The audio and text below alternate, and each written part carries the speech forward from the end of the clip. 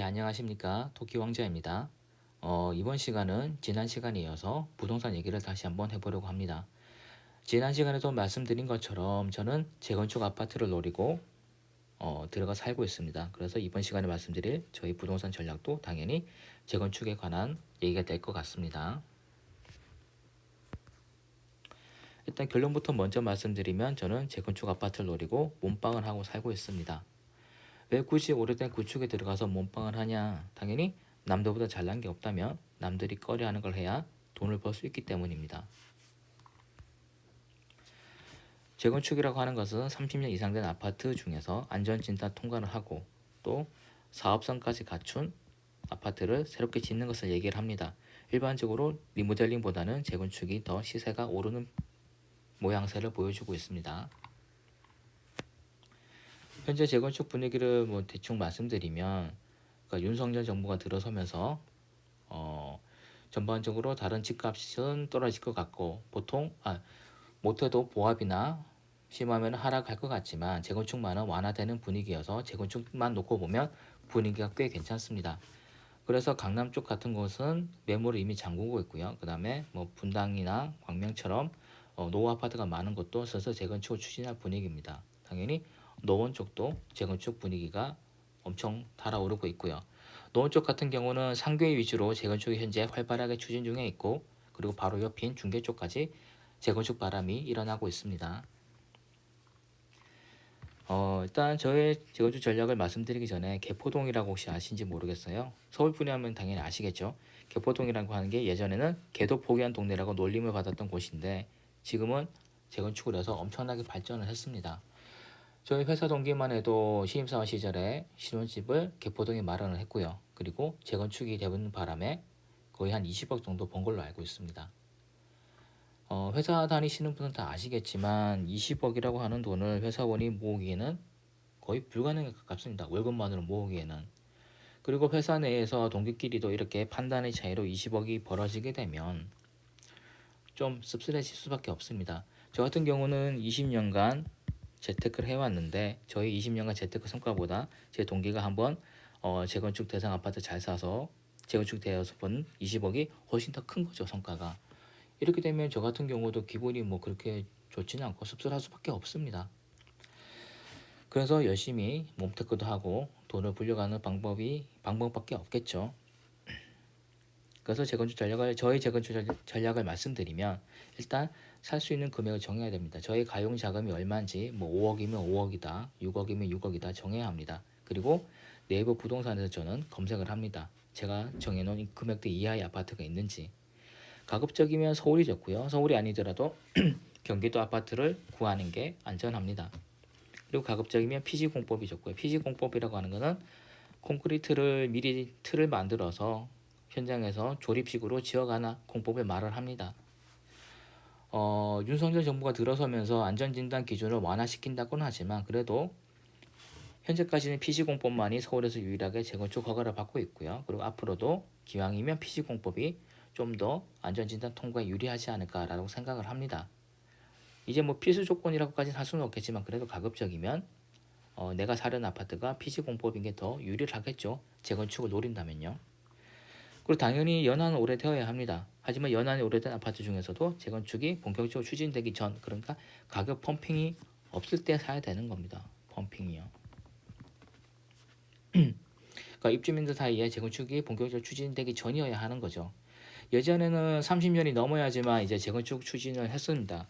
연한은 30년부터 재건축 추진 가능했지만 그래도 바로바로 되는 게 아니어서 30년 넘는 아파트에서 슬슬 재건축 얘기가 나왔었는데 지금은 한 28년, 29년 정도만 돼도 재건축 얘기가 나옵니다. 실제로 저희 집도 93년도 아파트인데 내년부터 30년이지만 작년에 벌써 재건축 얘기가 나왔습니다.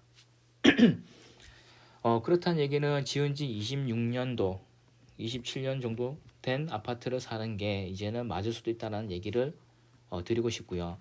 왜 이렇게 추진 연한이 당겨졌냐면 그동안에 재건축을 엄청 틀어막았습니다. 그러니까 재건축을 추진해봤자 안 되는 경우가 너무 많았는데 이제 새로운 정부가 들어서면서 재건축을 풀어줄 것처럼 얘기를 하고 있습니다. 그러니까 당연히 사람들의 기대 심리가 반영이 되는 거겠죠. 당연히 여러분이 30년 다 돼간 아파트 산다고 친다면 우리 집도 재건축 하는지 안 하는지 엄청나게 관심이 가지 않을까요? 그런데 만약에 새로운 정보 들어와서 뭐 재건축을 풀어줄 것처럼 얘기를 하면 재건축을 추진할 수밖에 없습니다. 그건 뭐 집을 갖고 있는 사람이면 어쩔 수 없는 판단이고요.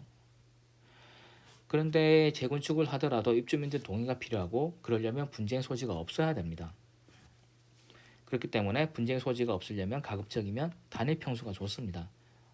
그리고 너무 큰 단지는 사람들 의견을 모으기 어렵고 너무 작은 단지는 사업성이 안 나옵니다.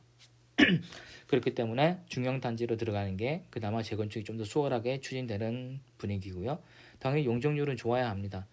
용적률도 당연히 완화시켜준다는 식으로 얘기는 하고 있지만 그래도 사업성을 확보하려면 190% 이하는 나와줘야 되지 않나. 물론 낮으면 낮을수록 좋습니다.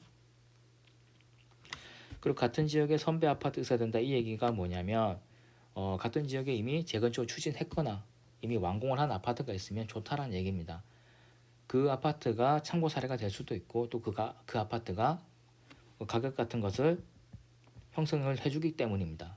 재건축을 하게 되면 재건축 전에는 얼마였는데 재건축 후에는 얼마까지 뛴다라는 하나의 기준이 되어주겠죠. 그리고 아파트 같은 지역에 어떤 아파트가 재건축을 해서 돈을 벌게 되면 그 지역 전체가 이제 재건축 펌핑이 들어갑니다. 옆에 아파트는 재건축해서 돈을 벌었는데 우리도 해볼까 이런 생각을 할 수밖에 없는 거죠. 그리고 시설이 낡고 불편해야 한다는 이유는 당연히 재건축을 하려 그러면 아무리 연한이 오래되더라도 깨끗하고 살기 좋은 것은 재건축이 안 됩니다. 그러니까 불편하고 시설이 낡아야지만 연한이 오래되더라도 추가로 조건을 갖춰서 재건축이 되겠죠. 그런 이유도 있고 또 다른 한편으로는 살기 불편해야 사람들의 경쟁이 줄어듭니다. 예를 들어서 여러분 쉬운데 돈 버는 일과 더럽고 어려운데 돈 버는 일 중에서 어디가 경쟁이 낮을까요? 당연히 후자입니다.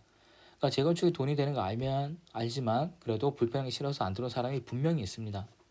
저 같은 경우는 은행 사거리에 집을 샀는데 은행 사거리에 집을 사면서 이전 집주인도 분명히 재건축이 터질 거고 집값이 오를 걸 알고 있었어요.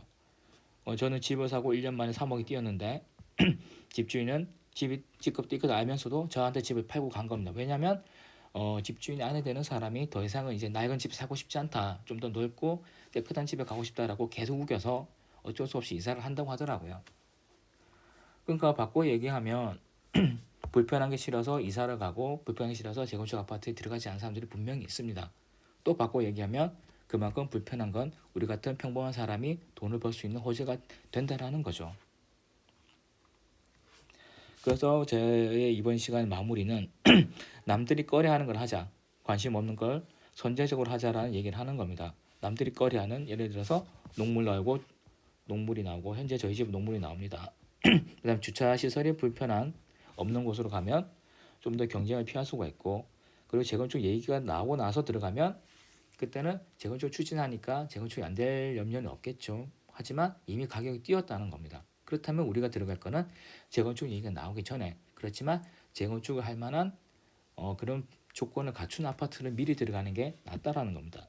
그래서 예를 들면 피지공법이 있고 뭐 단일 평수도 있었고 그다음에 선배 아파트가 있어서 그 지역에 재건축을 추진했는지도 보면 더 좋겠죠.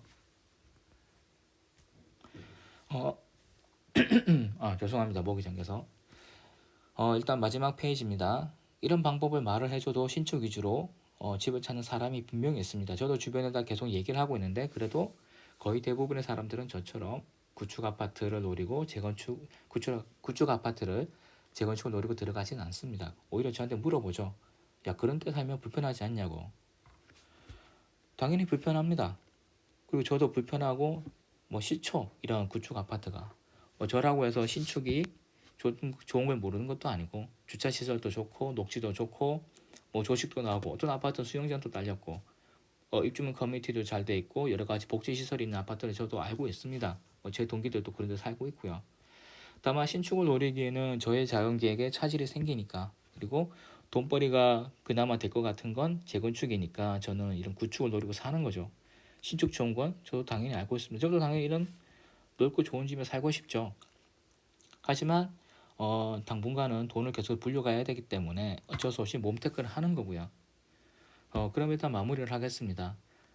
지난 시간에 이어서 제가 다시 한번 강조를 드리는 건 무조건 집을 사야 된다는 건 아닙니다. 하지만 실거주 한 채라면 사는 방향으로 추진하는 게 낫고 자산이 널널하지 않다면 거주 여건보다는 교통, 학군 이런 호재가 있는 곳을 사는 게 안전하겠죠. 아니면 저처럼 구축 중에서도 재건축을 노리고 재건축할 만한 곳으로 들어가서 몇 년 일찍 사서 몸택을 하는 것도 방법이고요. 어떤 방법이 있는지 어떤 방법이 좋을지는 한번 고민해 보시기 바랍니다. 그러면 저는 다음 시간에 찾아오겠습니다. 감사합니다. 항상 건강하시고 성투하세요.